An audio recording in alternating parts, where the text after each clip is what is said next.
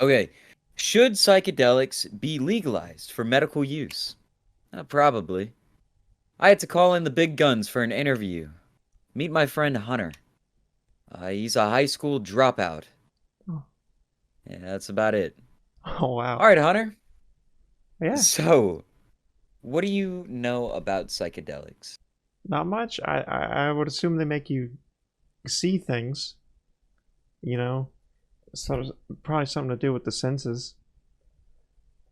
I don't know Yeah? what form they're taken in or anything like that. Okay. All right.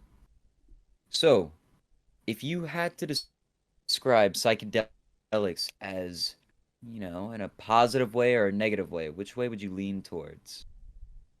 Well, I'm sure the experience. Well, I guess the experience could be negative, but it sounds like a positive thing. To get a get another perspective in a weird sort of way. Not that I've ever done it, but the way it's portrayed in movies and such is like your rainbows and stuff like coming out of your eyes or something. But I also know I know that you can also be like demons in your room and stuff like that.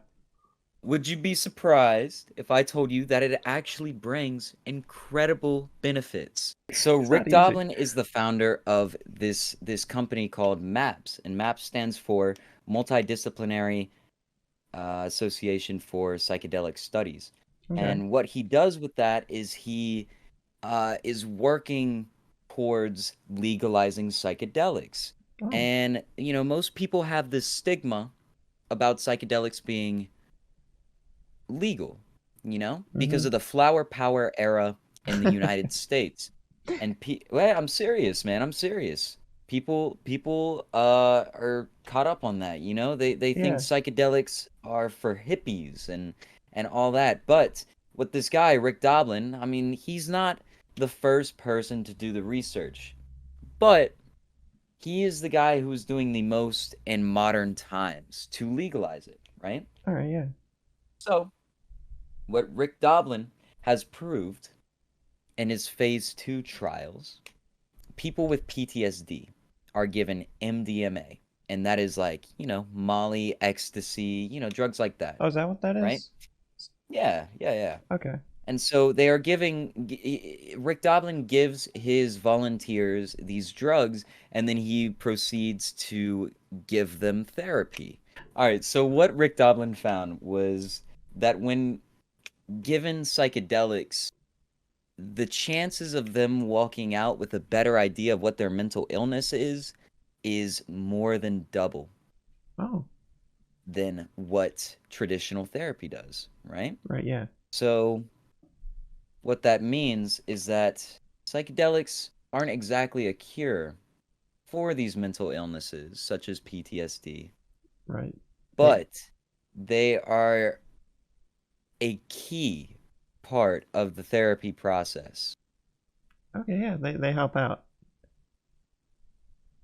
Absolutely.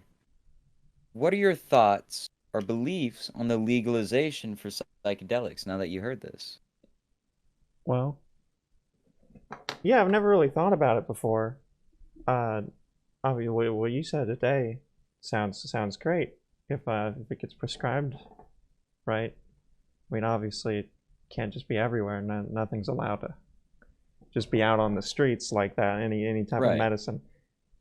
But I feel like there'd be pushback. You know, like even What if do you mean by that? just people who are still thinking about the '70s, the hippies, who just won't accept this new research showing that it's good for therapy. Yeah, well, that's the unfortunate thing about the research is people are still caught up on the ethics of it? Right. Have you ever seen those commercials where they show the egg frying in the pan Yeah. and saying, this is your brain on drugs? Well, again, I'm serious. A lot of people still have that stigmatism towards psychedelics because of those not fully true commercials. I Yeah. mean, obviously, that's the dangerous thing about psychedelics. If given a high dosage. Someone may have a bad trip, as the professionals call it. And you got to be careful with all that. But the research being done has proven that it is more than effective, Yeah, and you know, and that could should happen with any definitely be medicine. legalized. Right. Not just psychedelics.